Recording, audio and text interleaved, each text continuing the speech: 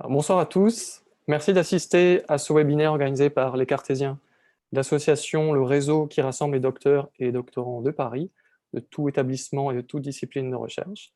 La petite parenthèse, c'est quoi? C'est une série de rencontres scientifiques et professionnelles qui invitent les jeunes chercheurs, docteurs et doctorants, à partager leur culture PhD.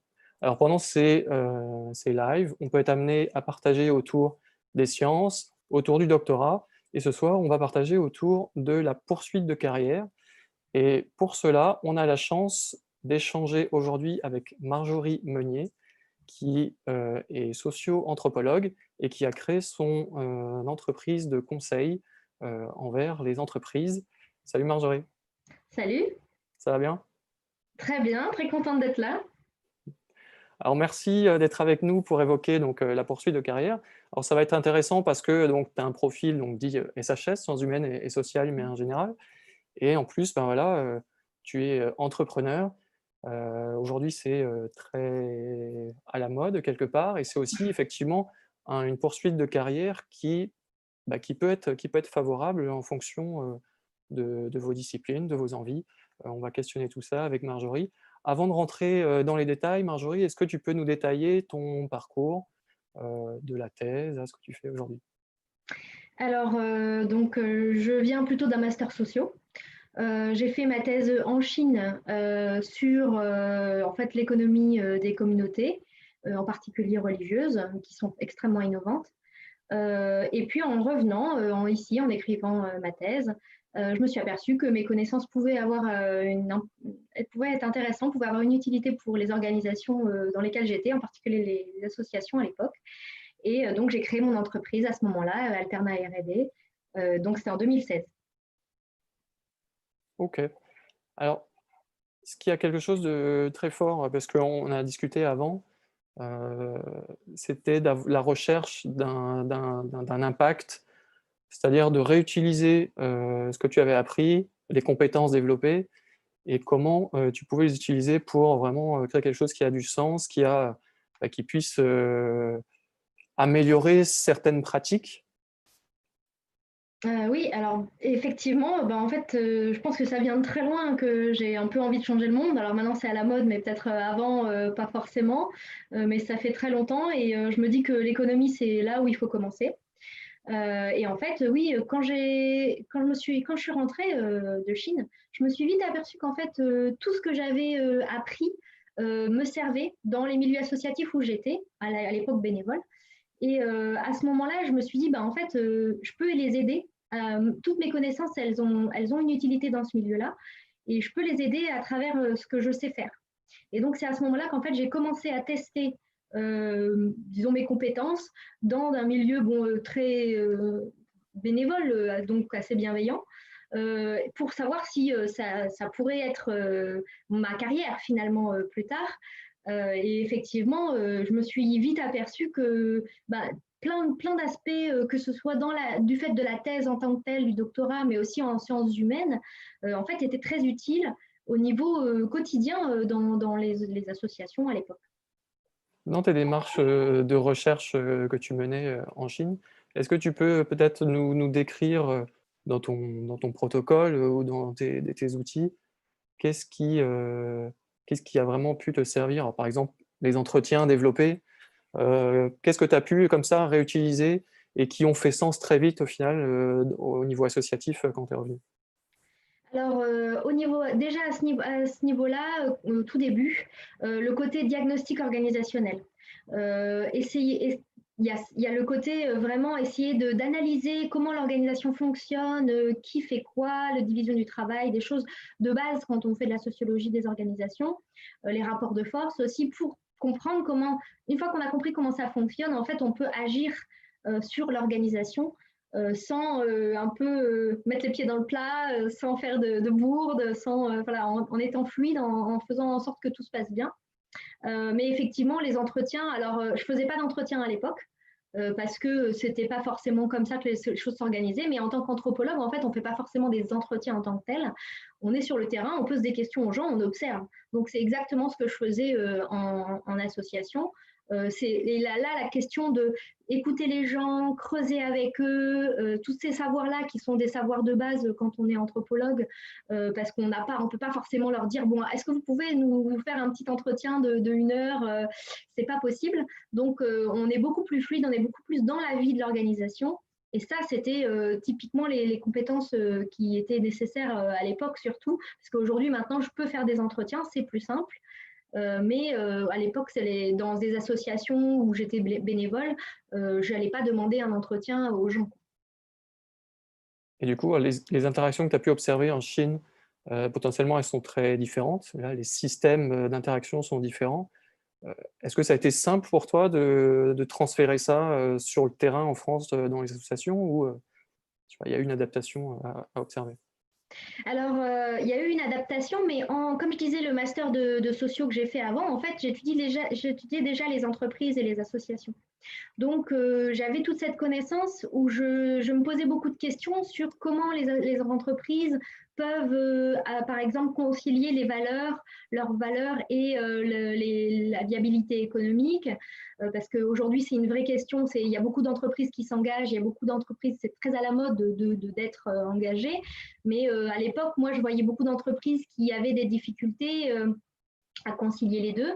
Et je me suis posé pas mal de questions à ce moment-là. Et en fait, en Chine, c'est plutôt des réponses que j'ai obtenues que l'inverse, en fait. Donc là, à ce moment-là, effectivement, les processus étaient très différents, la façon de fonctionner était très différente. Mais du coup, en fait, ça m'a donné des idées plutôt pour revenir et faire autrement. Et c'est ça qui était intéressant, c'est que partir à l'étranger, aller observer des gens qui font différemment, qui ont une économie très importante. Hein. Il y a beaucoup d'argent qui peut circuler dans certains endroits. Et pourtant, ils restent très, très centrés, très proches de leurs valeurs. Donc, c'était vraiment intéressant d'observer ça, puisque ça a répondu en fait à mes questions.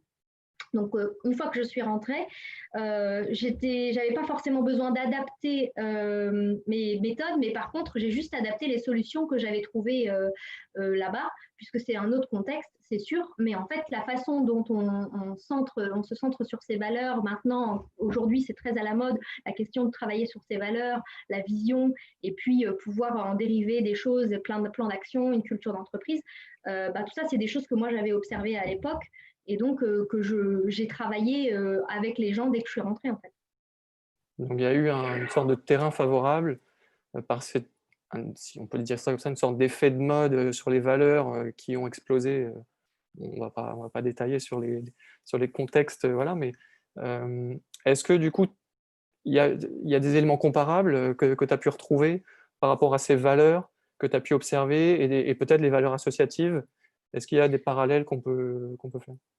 Ah oui, alors les valeurs associatives sont assez proches finalement. Hein, et aussi maintenant dans les entreprises, il y a des labels et des manières de s'engager qui sont finalement assez proches toujours de cette éthique. En fait, pour moi, les valeurs qu'on trouve dans le monde associatif, dans le monde taoïste où moi j'étais en Chine et dans ces entreprises-là, c'est finalement une éthique. Et être authentique, être cohérent avec ces valeurs, en fait, c'est simplement revenir à quelque chose qui est fondamental chez l'homme. C'est juste, on peut pas être incohérent avec ses valeurs, c'est pas possible. Et jusque-là, on avait un peu fait fi de tout ça. Mais aujourd'hui, on essaye de retrouver du sens dans notre travail, dans les organisations, dans le sens de l'entreprise en tant que telle. On veut que ça ait un sens pour nous, pour notre vie. Et ça, c'est quelque chose que dans le monde associatif, ça se fait très bien, dans d'autres mondes aussi. Dans le monde associatif, il y a d'autres difficultés, puisque là, c'est la viabilité économique qui est plus compliquée. Donc, il y a toujours un équilibre. Et effectivement, en fait, ces valeurs, elles commencent à devenir à la mode. Hein, le côté authentique, le côté s'engager pour les autres, être utile. Hein, une entreprise, ça doit être utile. Et en fait, ça, c'est des choses qui sont très proches des valeurs taoïstes en l'occurrence. Ouais, être utile, être responsable. Alors toi, c'est des valeurs, aussi que tu partageais, j'imagine, que tu avais envie, enfin, tu avais envie de construire ton parcours, comme ça, j'imagine, avec ces valeurs-là. En parlant de parcours, alors il y a à la fois, dans ce que tu dis, il y a à la fois l'importance du coup de l'associatif. Heu, comment, comment ça s'est structuré? C'est-à-dire, tu es en thèse, tu as ton projet pro, post-thèse à créer. Comment tout ça, se structure? Sachant donc que tu as es déjà en associatif, tu me disais avant la thèse déjà, tu travaillais ou tu étudiais milieu associatif. Comment tout ça se construit? C'est-à-dire quand on est, pour mettre les pieds dans le plat, on est SHS, les débouchés sont pas toujours évidents. Toi, tu as ça, tu as ces thématiques-là, pardon. Comment ça se construit jusqu'à la fin de ta thèse, ton débouché, ton projet? Alors, en rentrant, en thèse, en fait, je pensais plutôt faire, de la recherche dans une ONG. C'était ce que je m'étais imaginé vu que j'étais dans ces milieux-là.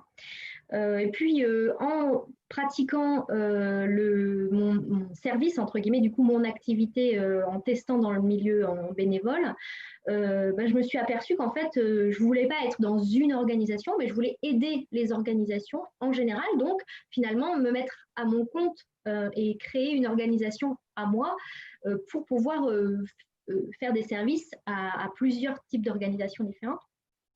Et donc, j'ai testé cette activité et je me suis dit que j'aimerais monter une coopérative pour justement coller à ces valeurs qui étaient effectivement les miennes et très fortes.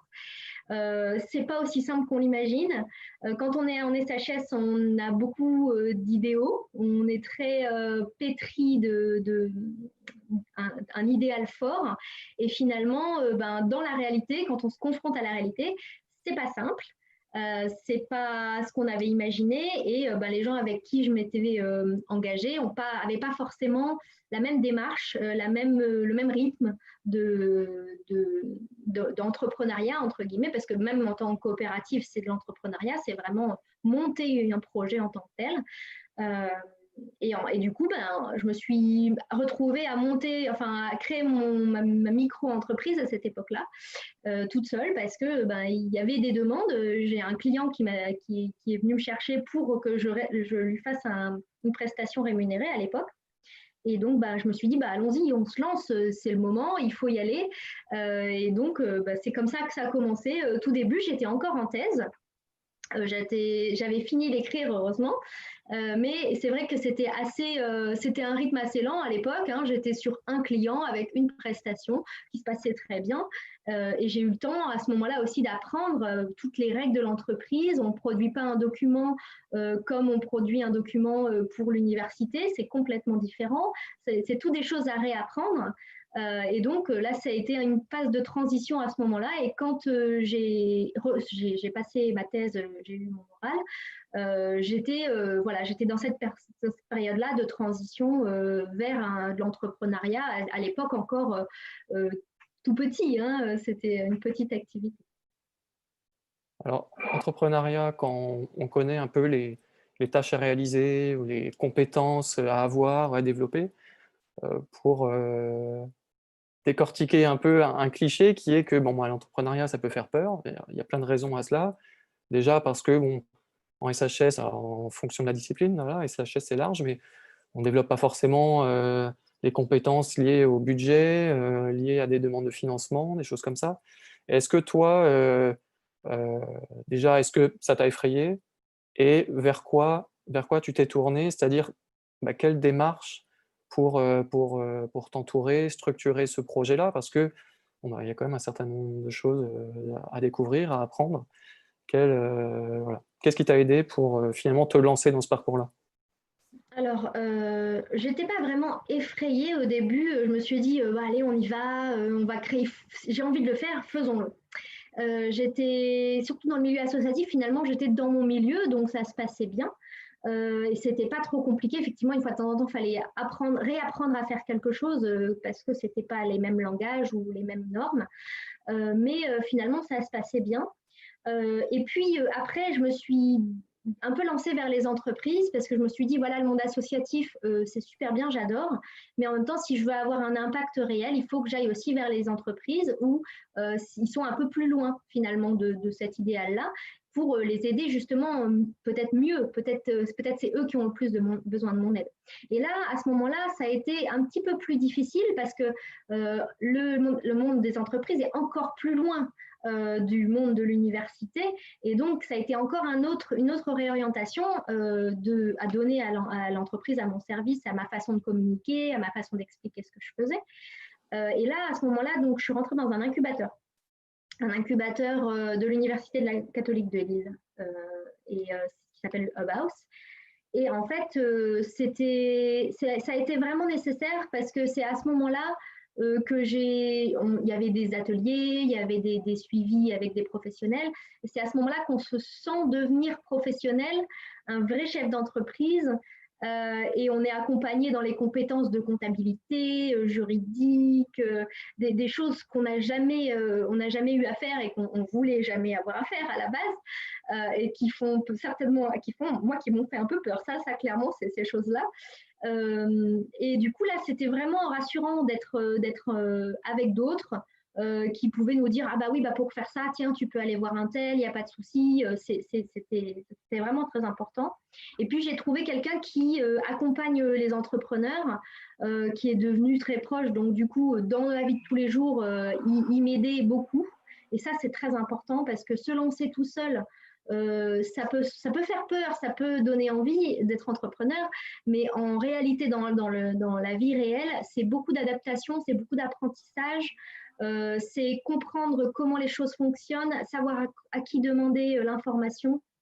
Et ça, c'est très important parce que quand on n'est pas accompagné, ben, c'est très difficile d'avoir tout ça, d'avoir du réseau aussi, de pouvoir trouver un financement. Là, moi, j'ai fait appel à une plateforme de France Initiative pour avoir un prêt d'honneur, comme beaucoup, avoir un parrain, un mentor, parce que ça, c'est très important aussi. Il vous renvoie plein de choses par rapport à ce que vous faites, comment vous faites.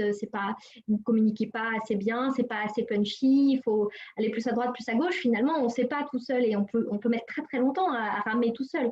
Donc l'accompagnement, ça a été très très important pour moi. Donc, on retient déjà, oui, alors comme la thèse finalement, faut pas rester seul, faut s'entourer. Alors, on reviendra là-dessus sur les démarches ensuite un peu plus longuement. Mais d'abord, on l'a vu, l'associatif déjà. J'aimerais qu'on revienne, alors qu'on revienne pas nécessairement, mais en tout cas pour conclure un peu ça, j'entends que l'associatif, il faut s'en servir comme outil.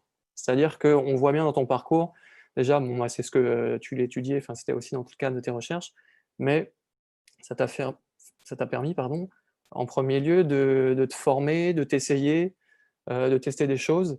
Donc, bon, en fonction des disciplines, je pense que c'est important aussi de pas, alors je sais pas, chacun a son rapport à l'associatif, mais en tout cas, là, tu nous as dit que tu avais un incubateur au sein même de l'université. Il y a aussi des associations. Ben, n'ayez pas peur d'approcher les différentes structures déjà qui vous sont proches, c'est-à-dire liées à l'université, renseignez-vous à l'université.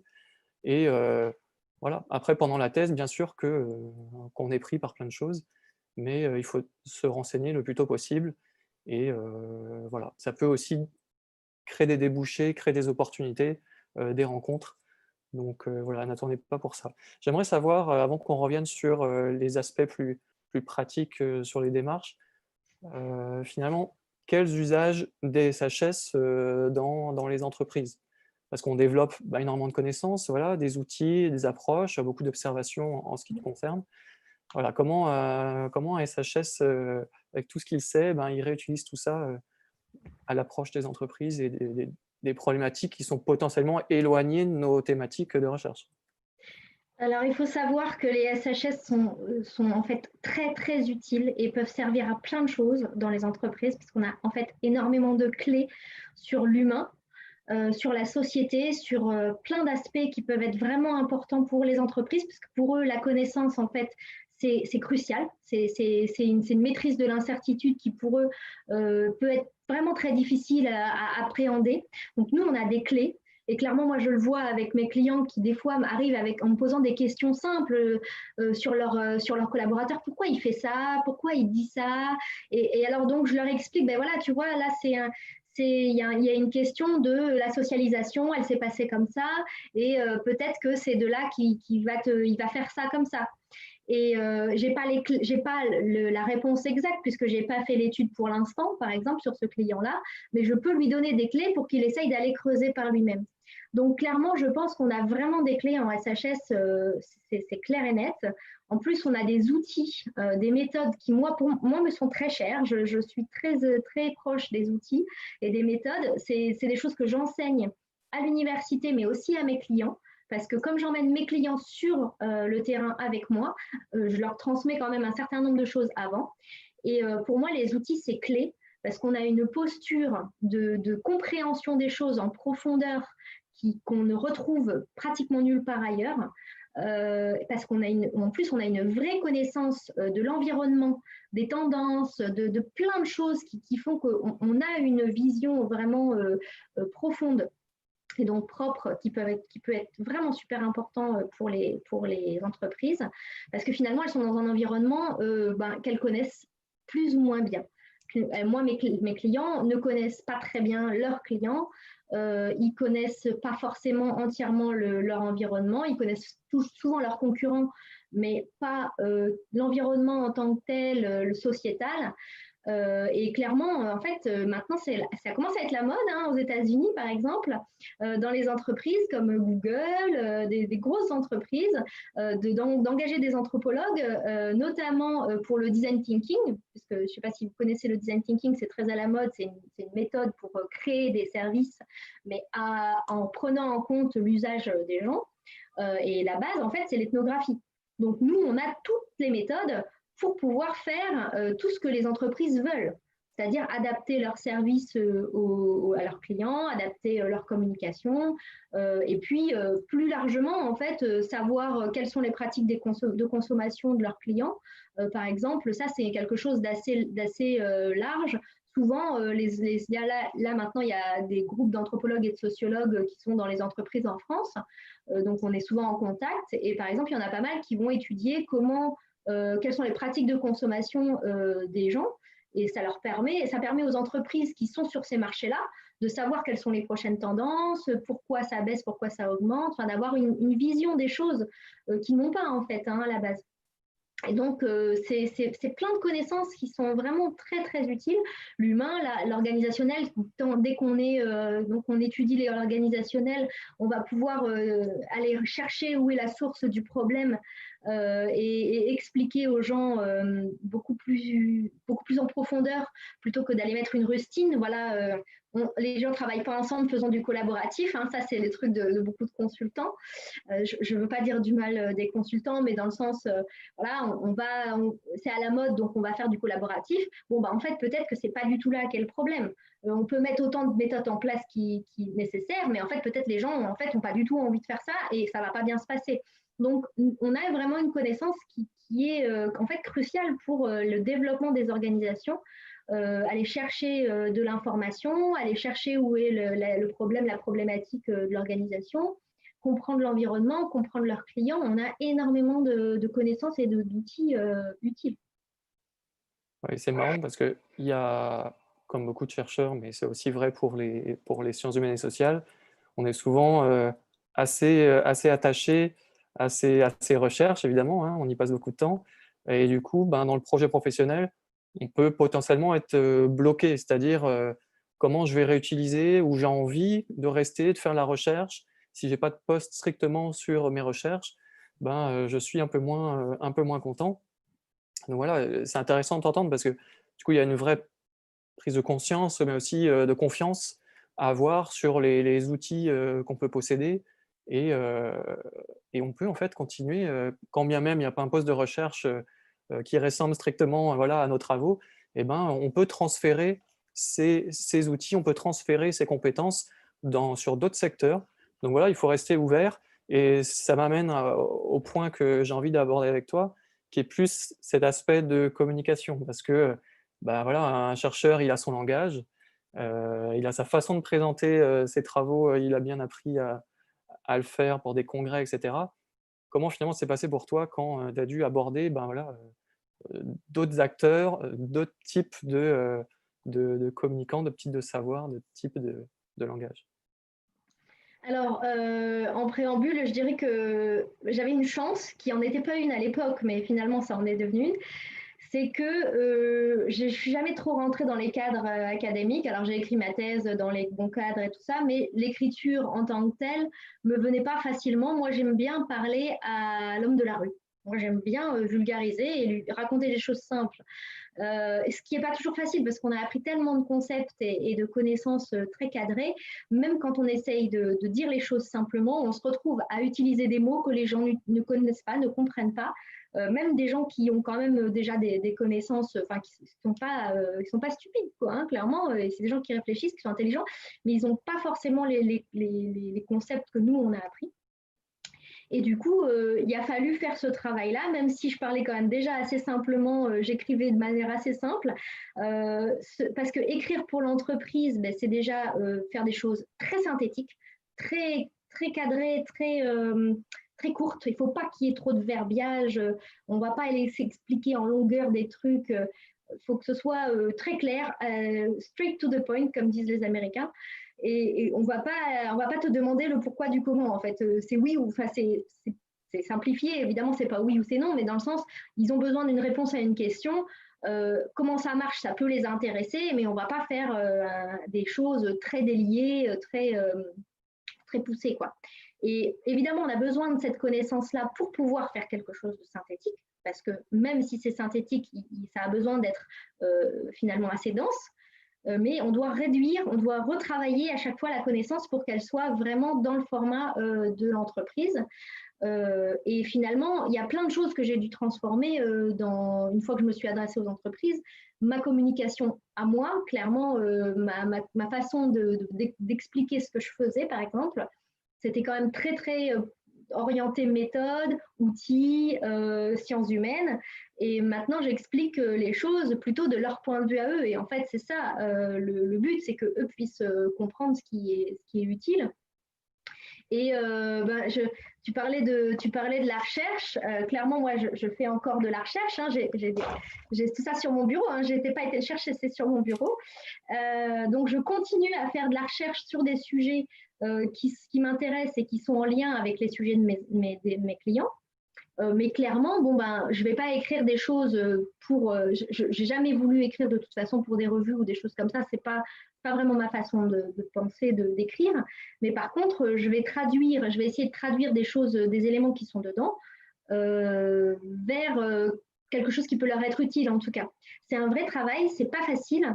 Parce que justement, nous, on est très empreint de notre formation, mais il faut vraiment se mettre à la place des gens et savoir dans ce qu'on lit, qu'est-ce qui peut être utile pour eux finalement, qu'est-ce qu'ils vont apprendre, qu'est-ce qu'ils vont déjà savoir peut-être, parce que la sociologie, c'est aussi parler de choses, de la réalité des gens, donc bon, dans leur métier, il y a des choses qu'ils savent, donc faire la différence, pas être trop théorique, et puis voilà, parler de ce qui les intéresse finalement, et ça, c'est pas facile, parce qu'il faut vraiment se mettre à leur place. Ouais, mais pour le coup, comme tu l'as dit, ce sont vraiment des qualités qu'on peut retrouver dans pas mal de sciences humaines et sociales. Cette observation, analyse, écoute, analyse des discours, pour vraiment identifier la problématique voilà, réelle, en prenant en compte réellement les éléments provenant des sujets, du terrain.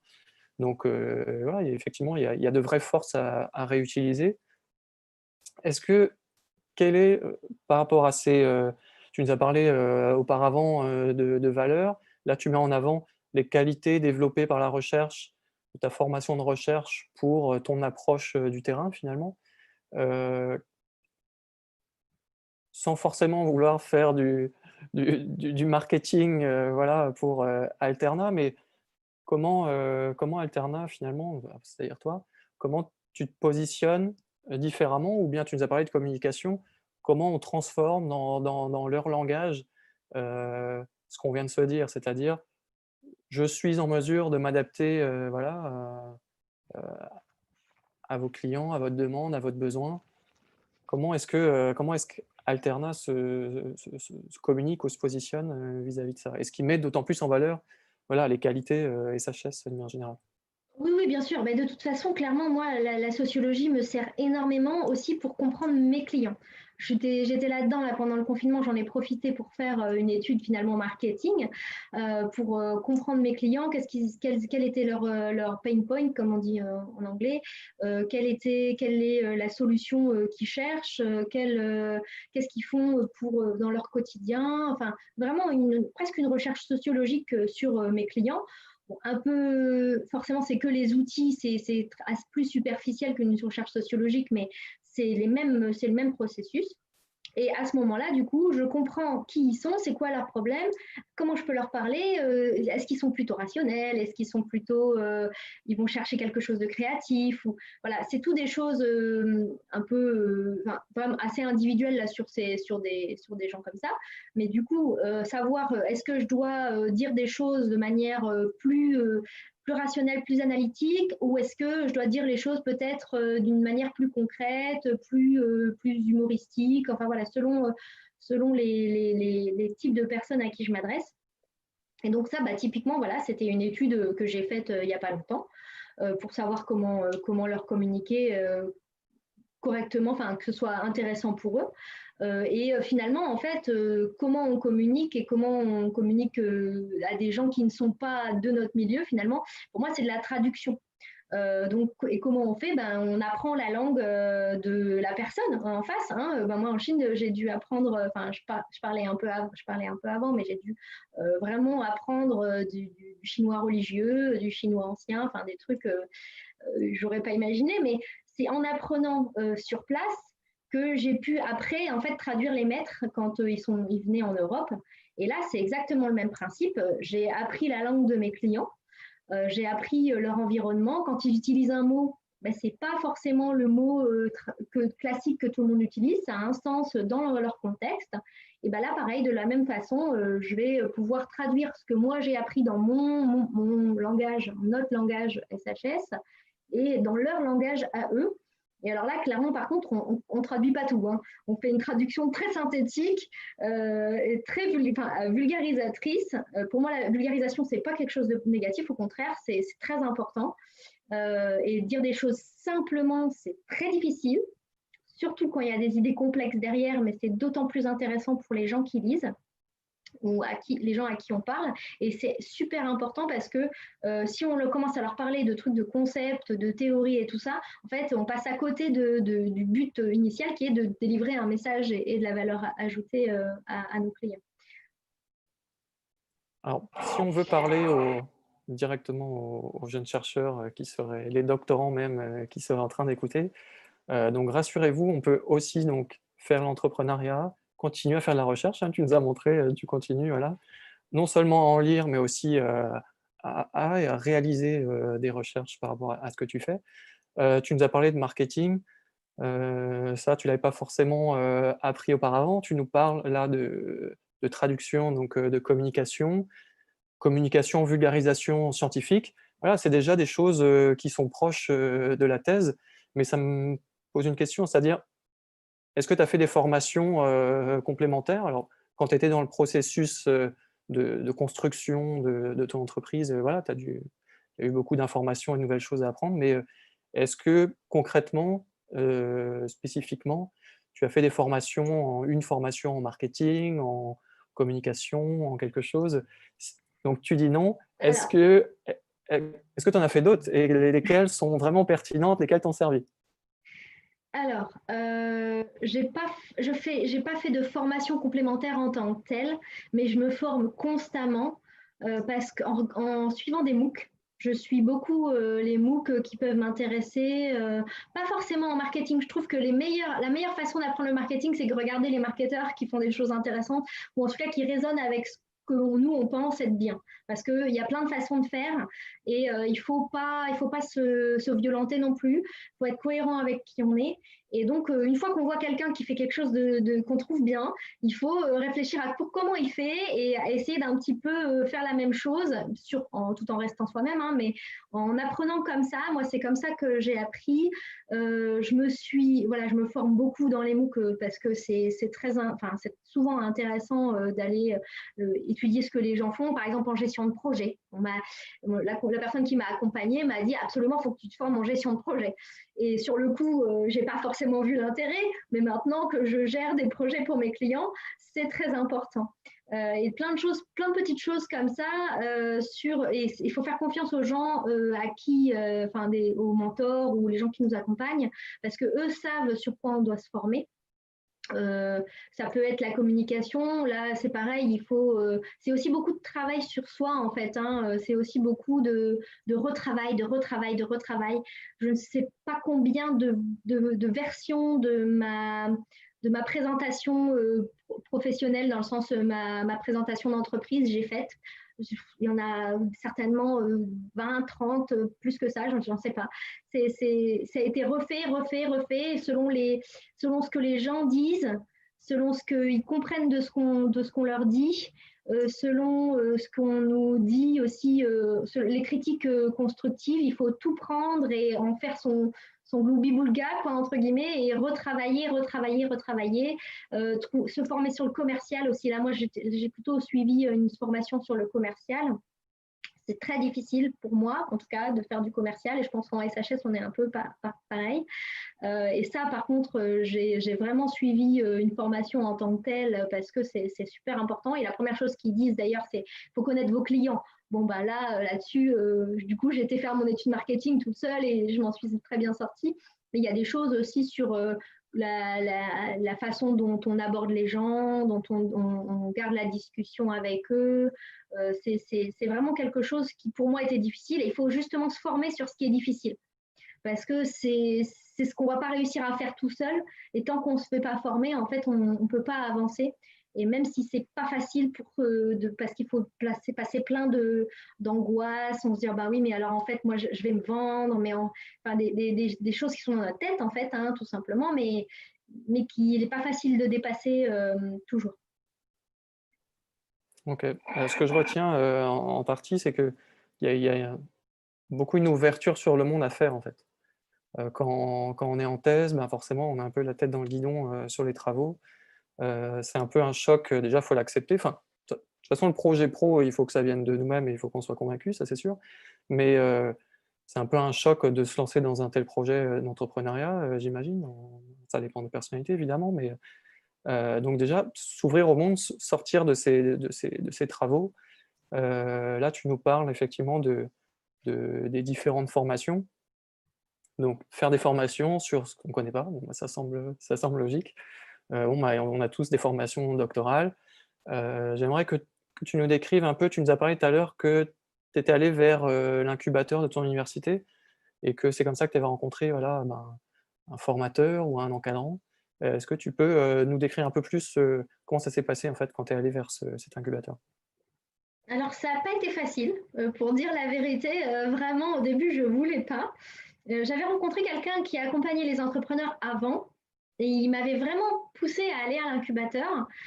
Et en fait, je voulais pas, j'avais cette appréhension, je voulais pas y aller. Pourtant, il y avait un bureau gratuit, il y avait vraiment tout ce qu'il fallait. Et puis, c'est avéré que du coup, c'est devenu tout proche de là où j'habitais. Et j'en avais marre de travailler chez moi. Et je me suis dit, bon, bah, allez, un bureau gratuit, même si je suis pas trop à mon aise, c'est pas grave.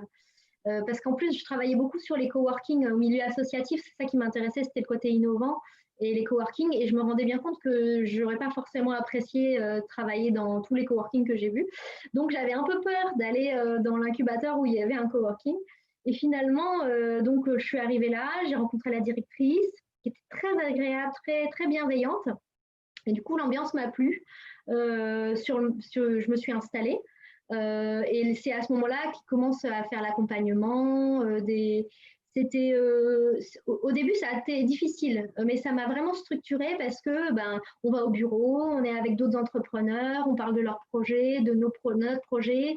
Tout d'un coup, tiens, il y a le Media Lab de l'université qui vient faire une vidéo sur les entrepreneurs pour leurs médias. Tout le monde y passe, quoi. Enfin, si tu veux, tu y passes. Mais du coup, bon, l'idée, c'est quand même d'être là pour tester, d'essayer. Et donc, c'est la première fois que j'ai fait une vidéo à ce moment-là. Et c'était très, très enrichissant et ça m'a montré plein de trucs qui n'allaient pas, mais c'était vachement important et toutes des choses comme ça où tout d'un coup, bon, bah voilà, ah bah tiens, ils font des conférences, est-ce que tu voudrais pas faire une conférence sur ce que tu fais? Et là, j'ai fait ma première conférence, par exemple. C'était des choses comme ça, un atelier et ça nous oblige un petit peu à nous pousser à faire des nouvelles expérimentations au-delà de ce qu'on se dit, bah oui, bon, je fais ça, j'ai un client, machin. Et en fait, on pourrait faire d'autres choses et essayer des nouvelles choses. Et finalement, maintenant, faire une vidéo ou faire une conférence, c'est super important. Tout le monde en fait et on peut pas c'est difficile d'être entrepreneur sans le faire finalement. Et c'est à ce moment-là que là, on commence à se prendre au sérieux d'une certaine manière et on commence à sentir qu'effectivement, on devient professionnel, un vrai professionnel, c'est sérieux, on a une entreprise et finalement, ça met les choses en route en fait. Tout simplement, c'est comme une machine. Et alors après, le coworking en tant que tel, effectivement, moi, me convenait pas totalement. Le vivre en open space, c'était pas mon truc. Donc maintenant, voilà, je suis dans un bureau fermé qui est à moi, avec les petites post-it au mur et tout ça, et mon stagiaire qui vient d'arriver. Et ça me convient très bien. Mais finalement, cette phase incubateur a été vachement importante. Sans la phase incubateur, je serais pas là aujourd'hui, en fait. Hein. Donc ça rejoint l'idée de surtout pas rester seul et de très vite aller chercher des gens dont c'est leur métier, hein, d'aider de toute façon à développer des projets. Alors il y a énormément de structures comme ça, incubateurs, accélérateurs, il y a plein de noms. Mais en tout cas, renseignez-vous bien. Comme tu le dis très bien, il ne suffit pas juste d'en trouver un, il s'agit aussi de voir comment on peut s'y sentir bien aussi. Il y a différents fonctionnements. Donc c'est bien de parler à d'autres qui y sont passés, d'autres types de projets. Mais en tout cas, moi, je retiens l'aspect voilà, l'aspect collectif. Quand bien même on peut monter une boîte, voilà, c'est le mot que j'utilise, mais monter une activité seul, bon, ça reste une démarche seule si c'est le cas. Mais en tout cas, c'est pas pour autant qu'il faut pas s'inscrire dans des collectifs, dans des réseaux pour être accompagné. Parce que bon, comme tu le dis, ça a été primordial d'avoir cet accompagnement pour différents points de vue. Alors, il y a une question sur, tu évoquais les MOOC tout à l'heure, et le fait d'innover et de se tester sur d'autres choses. Est-ce que toi, tu envisages justement, alors je ne suis pas sûr de comprendre très bien la question qui a été strictement écrite sur le fil, mais à ce que je comprends, est-ce que toi, ça t'intéresse peut-être de réaliser des MOOC, je ne sais pas, sur ton activité, sur comment entreprendre quand on est socio-anthropologue, je ne sais pas, est-ce que ça t'intéresse ce genre de choses? Oui, oui. Alors justement, après le confinement, je vais prendre effectivement un peu cette tendance de vidéos sur Internet. Je vais lancer un MOOC en septembre qui est une spécialisation de gestion de projet, justement, celle que j'ai suivie. Et finalement, comment on se sert des outils de l'anthropologie et de la sociologie pour faire finalement de la gestion de projet. Et ça paraît étrange, mais en fait, pas du tout. Les outils qu'on utilise dans l'écoute, dans la compréhension, dans aller chercher le besoin et tout ça, c'est des choses qui en fait sont très utiles quand on gère un projet, quand on fait plein de choses de toute façon dans les entreprises. Hein, en général, dans la vie en général, c'est utile. Mais là, du coup, on va l'appliquer en particulier en gestion de projet. Et puis, je pense que ce sera un tremplin pour nous faire un MOOC peut-être plus précis sur l'intérêt des sciences humaines en entreprise. On verra, c'est encore cela, ce sera un webinaire en septembre sur ce sujet-là. Et puis, moi, je fais un peu ce qui vient spontanément à l'inspiration, puis ce qu'on me demande, en fait. Hein. Moi, je suis les demandes des gens. Donc là, à partir de là, on fera peut-être un MOOC là-dessus sur cette question-là, former des gens, puisque c'est quelque chose que je fais. Je fais de la formation à l'université et en entreprise. Peut-être en faire un MOOC, oui, complètement, sur les méthodes et les outils et comment ça peut être utile dans différents contextes. Moi, je l'utilise beaucoup pour aller rencontrer les clients de mes clients. Hein, donc, j'emmène les collaborateurs rencontrer leurs clients. Ça peut être en gestion de projet, ça peut être en diagnostic organisationnel, ça peut être dans plein de contextes différents. Oui, oui, ce sera fait, du coup. Bon, super, on a répondu à une question. Donc, très bonne question finalement de la personne. Et voilà, tu viens de nous faire la preuve de ta démarche, c'est-à-dire d'identification des besoins et voilà, des choses utiles. Je serais le premier à y souscrire, moi, à ton MOOC, pour le coup. Donc, je trouve ça Avec plaisir. vraiment intéressant. Est-ce que, alors, il y a des MOOC sur lesquels on peut voilà, découvrir la gestion de projet, on peut tout connaître à travers les MOOC aujourd'hui. Est-ce que tu penses que également la sociologie, l'anthropologie peut s'apprendre à travers un MOOC? Alors ça, c'est une question complexe. Quand je fais des formations, j'emmène toujours les gens sur le terrain. Je les emmène faire de l'observation, je les emmène faire des entretiens. Et je ne peux pas penser l'enseignement de la sociologie et de l'anthropologie sans une mise en contexte, une simulation du vrai terrain, quoi, parce que sinon les gens ne peuvent pas vraiment comprendre ce qui se passe et comment on fait, parce que pour certains ça peut paraître évident, pour d'autres ça peut paraître un peu effrayant d'aller parler à des gens. Et en fait, bon, bah, c'est juste, pour nous, c'est logique, c'est normal, mais du coup, il faut passer cette étape-là et les rassurer et les accompagner là-dedans. Dans le MOOC, je pense que je ferai faire des exercices aux étudiants et justement essayer de mettre en place quelque chose comme ça où il faut aller sur le terrain, parler avec d'autres gens de notre ressenti, être accompagné là-dedans parce que je trouve que c'est vraiment, pour nous, pour ce qu'on fait, en tout cas, c'est très difficile de faire de la sociologie autrement que ça, ou de l'anthropologie. Évidemment, la plupart des MOOC qui existent en socio ou en anthropo, c'est souvent de la théorie. Il y en a quelques-uns qui existent, hein, c'est de la théorie majoritairement, parce qu'il faut aussi avoir des bases. Que quand on revient avec les participants et qu'on leur fait analyser leurs matériaux, ben c'est difficile s'ils n'ont pas avant des bouts d'analyse possibles, des bouts de théorie pour qu'ils puissent comprendre comment regarder les matériaux, comment faire des focus pour pouvoir analyser les choses. Sinon, c'est pas, ça peut moins bien marcher. Mais oui, non, je trouve que le fait d'emmener les gens sur le terrain, c'est tellement important pour se rendre compte de ce que c'est et transmettre les pratiques de comment on fait de la sociologie. Finalement, c'est ça. Hein. On peut parler de sociologie en théorie, mais comment on fait de la sociologie, ça peut être que sur le terrain. Ça, on est complètement d'accord. Oui, et puis en tant que chercheur, on vous dira jamais que c'est négligeable de faire des expérimentations. Donc voilà. Est-ce que tu as déjà une idée de comment sera accessible ce MOOC? Ce sera en université ou au libre accès à celui qui a le lien ou... Alors, le MOOC de gestion de projet sera sur la plateforme de gestion de projet.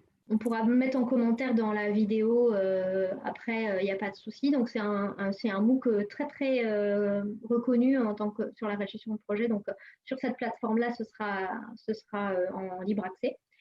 Et nous, bah, pour l'instant, on ne sait pas encore, vu qu'on n'a pas encore tout réfléchi. De toute façon, on mettra en libre accès un certain nombre de choses sur des bases parce que je trouve que c'est très important. Enfin, c'est intéressant aussi pour tout le monde d'écouter, d'essayer d'avoir quelques bases, en tout cas pour pouvoir commencer. Je n'ai pas la prétention de transformer les gens en sociologues, mais juste au moins pour commencer, voir le monde différemment. C'est ce que les gens disent quand ils viennent en formation, c'est qu'ils se sont arrêtés, ils ont vu des choses différemment et que ils vont se poser plein de questions après et ça a changé leur façon de voir leur entreprise. On l'a fait à l'université, ça fait ça aussi. C'est assez rigolo. Donc ce sera certainement en grande partie en libre accès, je pense. Ok. Cette plateforme existante, elle est rattachée à une université? Non, non, pas du tout. Ah non. Là, en fait, c'est un professeur de l'université de Lille 1, anciennement Lille 1, l'USTL, qui a monté ce MOOC-là et c'est une plateforme en tant que telle, en fait. Hein, c'est vraiment. On mettra le lien. Okay. Mais c'est donc accessible à tous, des jeunes entrepreneurs, des chercheurs. C'est accessible à tous. Ok, super. Ok, donc on retient donc oui, on peut se former au MOOC, mais il va falloir quand même du temps, évidemment, bah, pour acquérir des outils. Quand on fait une thèse, on se forme longuement sur ces outils-là, et évidemment qu'il faut un certain niveau d'empirisme pour les maîtriser, mais après, c'est toujours pareil, hein, c'est le temps et l'énergie qu'on peut y mettre, et c'est accessible à n'importe qui. Donc en tout cas, super de rendre ces approches-là accessibles et de partager ces connaissances-là, parce que c'est aussi une manière, à mon avis, pas qu'à mon avis, mais d'avoir un impact en fait. Hein, c'est ce qu'on disait tout à l'heure, de partager toutes ces méthodes-là et ce regard-là, c'est aussi une façon de changer les choses, voilà, d'une certaine manière. Donc voilà, merci, je dis merci pour moi-même d'abord, et les gens diront merci ensuite. Voilà. OK. Est-ce qu'il y a d'autres, donc on a parlé, voilà, des structures, d'accompagnement, potentiellement aussi les MOOC, voilà, les zones, les plateformes accessibles pour la connaissance. Est-ce qu'il y a d'autres choses qu'on peut identifier quand on se lance, dans l'entrepreneuriat? Est-ce que alors sans, enchaîner sur une liste de conseils, c'est pas forcément ça, mais, est-ce qu'il y a des choses, primordiales, auxquelles il faut penser? Moi, je pense alors tu pourras sans doute dire, d'autres choses, mais je pense, revenir à expliciter, l'aspect réseau. Alors je veux pas, bassiner tout le monde, mais, on a déjà dit que c'était important d'accompagner et cetera. Mais comment, s'il y a d'autres choses à dire sur le réseau, je te laisse, développer. Oui, se faire accompagner, mais de toute façon, enfin, c'est la base, on ne peut pas faire quelque chose tout seul. C'est comme on ne fait pas de la recherche tout seul non plus. Finalement, bah, on ne fait pas une entreprise tout seul non plus. Donc, on va forcément aller rechercher des gens qui pourraient être intéressants et intéressés par ce qu'on fait pour nous aider. Et c'est à ce moment-là, en fait, qu'on fait le plus de progrès. Parce que la personne qu'on a en face, on a identifié qu'elle fait très bien ce que nous, on ne sait pas faire. Et elle va nous dire, eh ben voilà, pour faire ça, il faut que tu fasses ça, ça, ça, ça, ça. J'en ai trouvé un là dernièrement, un mentor, enfin, moi je l'appelle comme ça en tout cas, sur la communication, il est très très bon, il a une entreprise, et du coup, il m'a dit, bon bah voilà, tu veux faire un post, c'est comme ça, tu fais 2 lignes, une image, un contenu, un bidule, un machin. C'était très clair. Je me suis, moi, formée, j'ai suivi dernièrement tous les webinars, en particulier de marketing digital. Donc là, vraiment, c'est sur les réseaux sociaux, comment on publie sur les réseaux sociaux, des choses comme ça, pour avoir de la matière, pour comprendre comment on fait. Donc là, vraiment, c'est par le réseau qu'on a plein de choses, parce que finalement, moi, je me suis inscrite à des webinaires de marketing digital par les réseaux dont je fais partie. Clairement, les entreprises que je connais sur le marketing digital, que j'ai identifiées, m'envoient leurs liens. Ça peut être aussi des réseaux. Là, je fais partie aussi du réseau Alliance, par exemple, qui est sur des valeurs très fortes. Là, pareil, c'est là que j'ai trouvé mon premier client, par exemple, parce qu'on a les mêmes valeurs et donc ça a très vite fonctionné entre nous. Et puis des réseaux plus de professionnels dans le même secteur ou qui vont aussi vous donner des bons tuyaux ou ah bah tiens, la nouvelle tendance c'est ça. Enfin, c'est comme ça qu'on finalement on avance et qu'on apprend et qu'on, je dirais même, c'est comme ça qu'on va découvrir le monde qui entoure notre entreprise, en fait. Et si on reste dans notre coin, on ne peut pas vraiment proposer quelque chose qui a vraiment de la valeur, parce que, comme on disait tout à l'heure, il faut s'adapter. Donc, si on ne connaît pas l'environnement, on ne peut pas s'adapter à l'extérieur, aux clients, à l'environnement, aux tendances, à ce que vous voulez. Mais du coup, il faut pouvoir connaître cet environnement. Et comment on le connaît? En allant chercher des gens qui savent mieux que nous, des réseaux de professionnels, des réseaux d'entrepreneurs. Pour le financement aussi, c'est très important, je l'ai dit tout à l'heure. Pour tout, en fait, c'est la base de tout. Identifier les bonnes personnes, c'est vraiment comme ça qu'on peut faire, que ce soit l'apprentissage, que ce soit trouver des clients, que ce soit trouver des prescripteurs qui vont nous conseiller à des gens. C'est toujours par ce biais-là. Ouais, ça vous pousse dès vos études à commencer à développer ces démarches réseau, à s'exercer en fait, hein, voilà. Quand vous êtes encore «étudiant» entre guillemets, vous risquez rien. Donc, faites-vous à ce moment-là, tentez des choses. En plus, très souvent, les gens sont plutôt disponibles, hein, quand on leur demande des conseils, et cetera. Donc, faut pas hésiter. Faites-le pendant votre thèse ou si vous faites autre chose et que vous êtes là aujourd'hui, faites-le aussi pendant vos études. Hem, qu'est-ce que oui, tu parlais d'environnement. Il y a une question sur les territoires finalement. Donc là, tu es en France. Est-ce que et d'autant plus que tu as un profil, international, par tes recherches et aussi par, tes envies, je crois comprendre. Est-ce que tu interviens aussi à l'international ou juste en France, pour l'instant? Alors, on est plutôt basé en France pour l'instant, mais aussi avec la Suisse. Moi, j'ai des liens plutôt avec la Suisse, la Belgique. Donc, j'ai pas de problème avec les langues effectivement. Donc, comme tu dis, il y a plutôt un profil international. Mais disons que la Chine, là, c'est un petit peu un petit peu verrouillée, donc c'est pas mon ambition forcément d'aller directement en Chine. Mais en Europe, oui, complètement. Il y a des pays qui sont quand même très ouverts aussi sur faire autrement. C'est un peu ça mon credo finalement, faire autrement.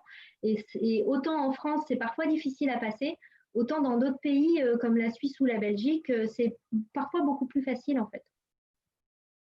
Alors, en fait, ce que tu fais là, c'est de l'interculturel. Oui. Toi, c'est ce que tu as fait dans tes travaux. Je connais déjà la réponse, mais j'ai quand même envie de poser la question. Euh, Est-ce que tu as senti très vite, on peut poser différentes questions là-dessus, mais est-ce que tu as senti tout de suite que ça pourrait être un point fort, cette analyse interculturelle? Et j'imagine que tu le réutilises, et si oui, comment? Alors l'interculturel, c'est même de très très loin parce que je suis fille de forain. Donc, j'ai jamais eu la même culture que les gens qui m'environnaient dès que j'ai été à l'école. Donc, très clairement, très vite, j'ai pris conscience de la culture, des normes, des codes, du fait qu'on fonctionnait pas de la même manière, on pensait pas de la même manière.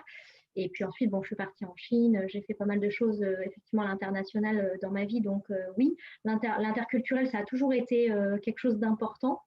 Et j'ai l'impression que j'en fais toujours au jour d'aujourd'hui, tout simplement, même pas forcément une histoire de nationalité. Mais par contre, quand j'ai le monde de mon client et le monde de son client à lui, en fait, c'est deux mondes culturels différents. En grande partie parce que bon, le monde de l'entreprise, c'est vraiment organisé autour de normes, d'efficacité, la cité industrielle de Boltanski évidemment, mais dans le sens, c'est vraiment des normes spécifiques et par exemple là, c'est sur des populations défavorisées qu'on travaille, donc il y a des normes très, très spécifiques, c'est presque une sous-culture, donc il faut presque essayer de les rapprocher et de les faire se parler en fait. Hein, et ça, c'est vrai que j'ai tout de suite, enfin j'ai assez vite compris que j'aimais faire se rencontrer les gens et les faire dialoguer. Et c'est pour ça que je les forme aussi, parce que rendre un rapport, bon, bah, c'est voilà, c'est bien, mais c'est pas souvent lu en entreprise. Ça a quand même assez peu d'impact, si ça en a un. Et alors que si on leur apprend à essayer de comprendre l'autre et à creuser avec lui, à comprendre son monde, finalement là, on crée un petit pont entre les deux mondes et ils vont réussir à comprendre, à se comprendre entre eux. Et effectivement, finalement, c'est de l'interculturel, l'inter-sous-culturel finalement. C'est important à retenir selon moi parce que dans l'identification des compétences voilà, des jeunes chercheurs, ben, c'est pas quelque chose qui est forcément très identifié, alors que beaucoup de jeunes chercheurs ben, voilà, traversent un peu, enfin, voyagent hein, pour aller sur leur terrain d'études. Et voilà, faut être bien conscient que effectivement, c'est transférable ça. Que le fait de pouvoir, oui, identifier les codes de plusieurs communautés, et ben, c'est une compétence qui est développée, quoi. Et le fait d'avoir une formation SHS, c'est une culture autre, il faut être fier de celle-ci aussi, il faut pouvoir vraiment la valoriser. Donc, enfin, voilà, j'essaie de l'expliciter parce que dans l'identification des compétences et sur parfois le manque de confiance que peuvent avoir certains jeunes chercheurs vis-à-vis de leurs compétences, leurs connaissances, leur profil vis-à-vis d'autres offres pardon, d'emploi, c'est quelque chose qui peut vraiment être utile. Parce que bon, bah, le marketing, c'est partout, et bah, si on est en capacité, ben, justement, bah, comme tu le dis très bien, tu le décrivais, bah, de mettre des choses en résonance et de faire communiquer deux, heu, deux clients ou deux communautés qui sont différentes, ça peut être très utile. Alors, il y a une question sur ce que tu disais tout à l'heure, quand on parlait, j'imagine, de marketing. Il y a quels apports de l'entrepreneuriat pour un jeune chercheur? Alors moi, je suis pas sûr de très bien comprendre la question, parce que ça semble un peu renversé dans le temps, mais je te la pose quand même. Alors, quels apports de l'entrepreneuriat, par exemple le marketing digital, pour un jeune chercheur? Dans l'autre sens, finalement, qu'est-ce Ouais. que ça apporte? Oui, parce qu'en même temps, on continue à faire de la recherche. Enfin, comme je continue à faire de la recherche, effectivement, je peux voir ce que c'est. Bah, déjà, moi, ce que je trouve intéressant, c'est de pouvoir communiquer la recherche. de pas rester tout seul avec sa recherche à soi, mais de pouvoir le communiquer. Donc, tout ce qui est le marketing, c'est ça, c'est comment communiquer à l'autre pour adapter le message à l'autre pour qu'il puisse comprendre et trouver intérêt à ce qu'on dit. Donc, pour la recherche, je pense que ce qui est important, c'est de communiquer ça, c'est ce qu'on trouve, ces découvertes, entre guillemets, ou en tout cas la recherche qu'on fait, c'est vraiment important. Enfin, il me semble que la vulgarisation de la recherche, maintenant, c'est à la mode, tout le monde en parle. Mais pour moi, c'est intéressant parce que finalement, plutôt que de discuter avec tout le temps les mêmes personnes dans les mêmes cercles, confronter sa façon de faire de la recherche avec d'autres personnes, c'est vraiment enrichissant parce qu'on se rend compte de ce que ça donne dans le monde réel, en fait, hein, au-delà des théories et des gens qui réfléchissent dans des colloques.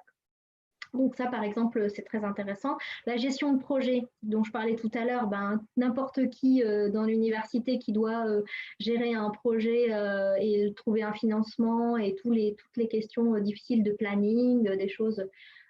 Si on a une équipe, de gérer une équipe, pareil, de tout ce qui est traitement des charges, des plannings de charges, ça, c'est des choses qui sont applicables dans l'université autant que dans l'entreprise, à mon sens. Hein. C'est finalement être entrepreneur, ça a des grandes similitudes, je pense, avec des gens qui sont chefs de projet entre guillemets. Je dirais ça dans l'entreprise, mais l'université, ça va avoir un autre nom, chef de formation, responsable de formation ou responsable de projet.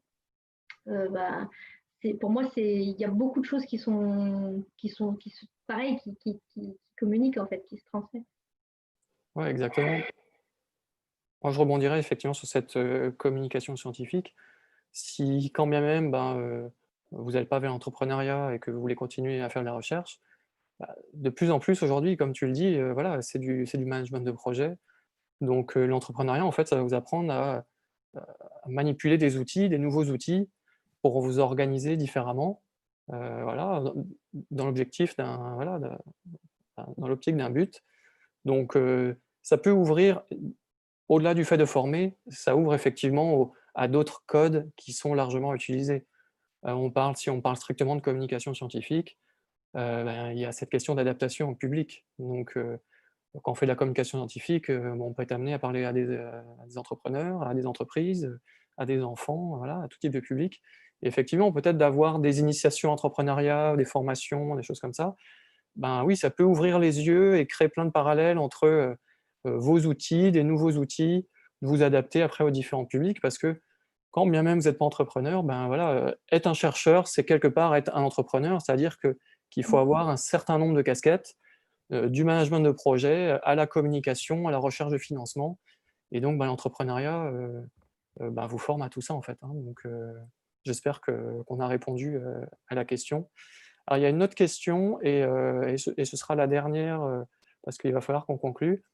La portée de tes publications ou ta capacité à mobiliser pour ta recherche peut-elle être impactée? Alors pardon, si je ne comprends pas bien la question pour, celui qui l'a posée. Hem, M'apporter des publications. la portée de tes publications ou ta capacité à mobiliser. Peut-elle être impactée? Il manque quelque chose peut-être dans la question. Bon, désolé si on ne peut pas apporter des éléments de réponse. Non, mais Peut en tout cas, enfin, c'est tout ce qui est mobilisation et publication.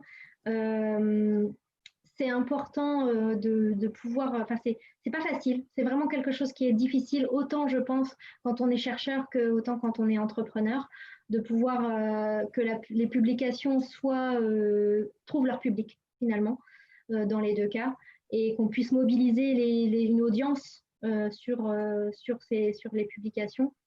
C'est une vraie question, c'est une vraie difficulté.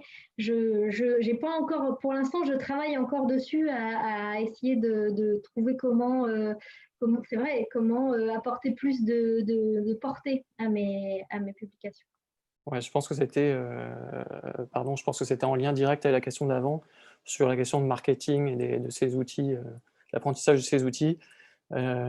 Effectivement, c'est Oui. est-ce que ces nouveaux outils, ces nouvelles connaissances t'aident, ont un impact sur la portée de tes publications et de tes recherches. Complètement. Ouais, c'est même dramatique hein, comme impact. Avant de faire toutes ces recherches sur le marketing, enfin toutes ces formations sur le marketing, le commercial, la présentation de son activité, des choses comme ça, je savais clairement pas présenter les choses et les gens pouvaient facilement me dire c'est difficile à comprendre, des choses comme ça.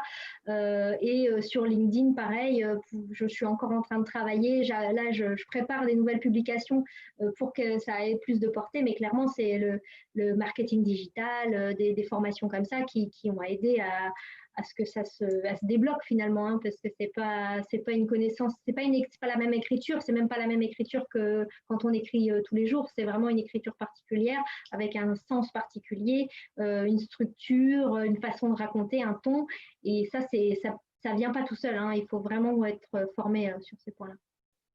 OK. Bah, merci beaucoup pour toutes tes réponses et il va falloir qu'on te laisse. Merci pour toutes vos questions. N'hésitez pas à nous soumettre de nouvelles questions qu'on pourra, partager avec Marjorie. N'hésitez pas à contacter directement Marjorie aussi, sur son LinkedIn. On mettra, en description à la fois son adresse LinkedIn, mais aussi l'adresse, de son site web. Donc vous pourrez la contacter, pour plus de questions. On essaiera de partager aussi, le webinaire, qui existera, voilà, à partir de la rentrée. On partagera ça, avec grand intérêt et grand plaisir. Merci beaucoup Marjorie Ben, merci à vous, c'était très chouette d'être là. et ben, voilà, merci pour tout. On espère, se retrouver vite. N'hésitez pas à souscrire, voilà, à vous abonner pour voir les prochaines vidéos. N'hésitez pas à nous poser, à nous soumettre, des idées si vous avez envie qu'on fasse des interviews avec, des profils particuliers sur la poursuite de carrière, sur les sciences ou sur le doctorat. Voilà, on est là pour répondre à vos besoins. Donc merci encore Marjorie et à bientôt. Bonne soirée. Bonne soirée.